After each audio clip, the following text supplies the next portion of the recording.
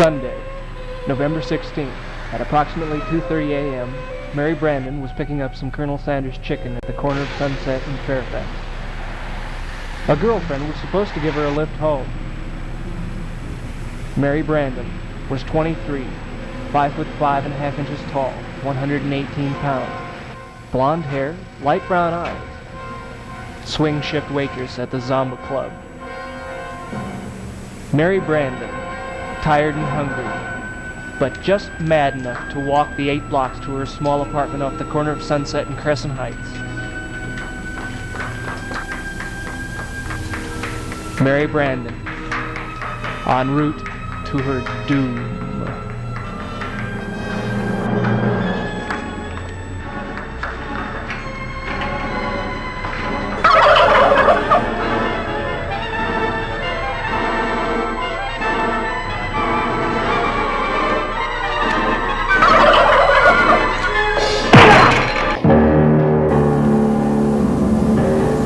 Chapter 1. This is the story behind one of the greatest manhunts in history. Maybe you read about it, or rather what they let you read about it, probably in some minor item buried somewhere in the back page. However, what happened in that city between November 16th and November 28th of this year was so incredible that to this day the facts have been suppressed in a massive effort to save certain political careers from disaster and law enforcement officials from embarrassment. This will be the last time I will ever discuss these events with anyone. So when you have finished this bizarre account, judge for yourself its believability, and then try and tell yourself, wherever you may be, it couldn't happen here. First stop, County General, to see one of my most reliable spies. At least, he used to be reliable. How's that? Give me the long nose. Must be raining. Jesus, have you ever seen anything like this?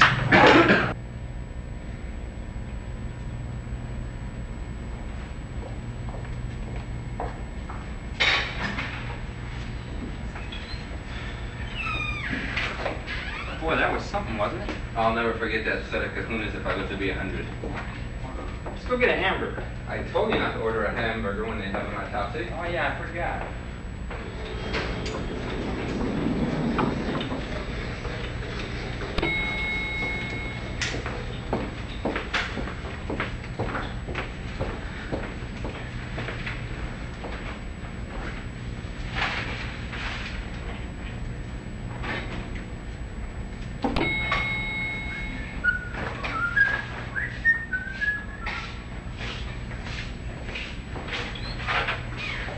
Carl, good to see you. Hi, Marcus. Listen, I'm sorry about your job in Saginaw, but I'm glad you could make it down here safe. You're not looking well. Open your mouth. Say ah. Ah.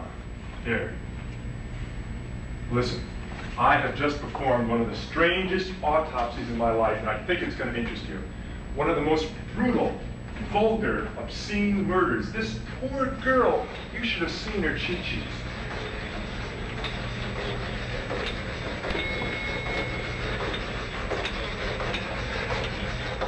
It was ghoulish, Carl, simply ghoulish. Let me see that. Paging Dr. Howard, Dr. Fine, Dr. Howard. Oh, it's not good, Carl. Listen, better take 2 reds and call me in the morning. Now, let me tell you what this poor girl died of.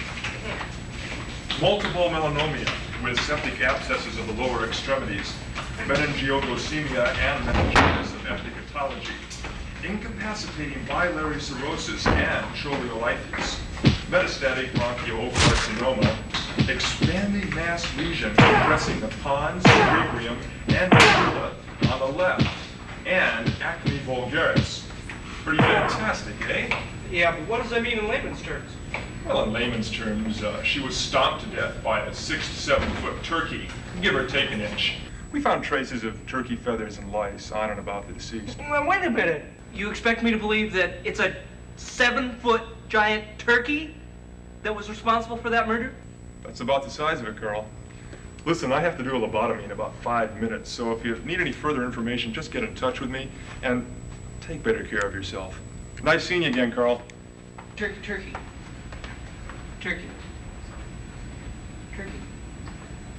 Turkey. Turkey.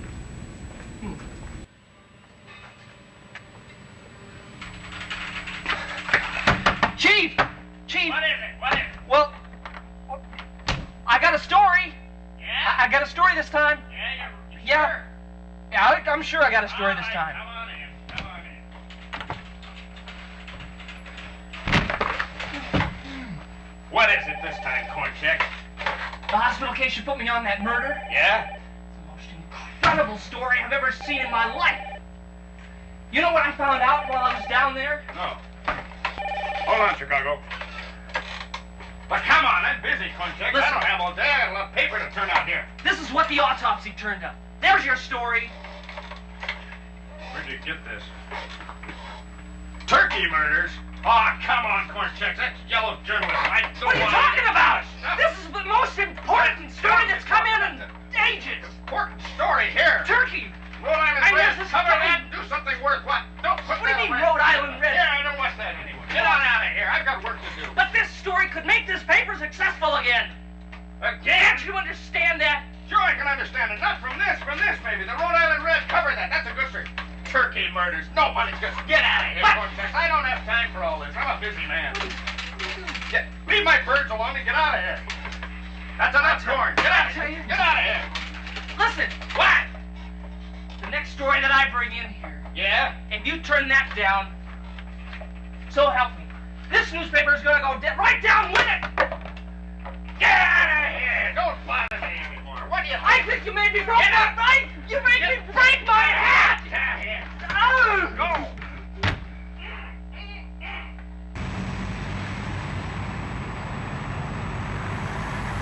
Wednesday, November 19th. There were no new leads to the Mary Brandon case. The police weren't talking to anyone about it.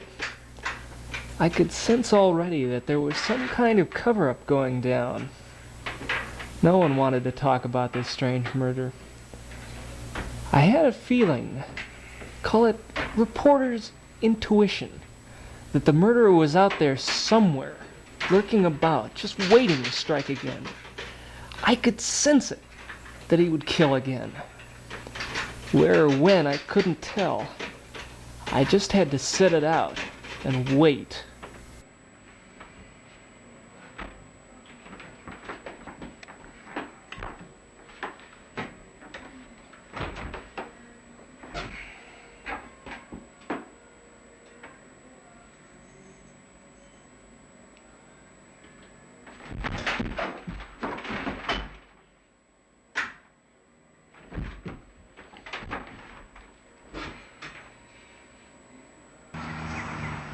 In any town the size of Los Angeles, the murder of one young woman hardly causes a ripple. But then the ripple started. Thursday, November 20th.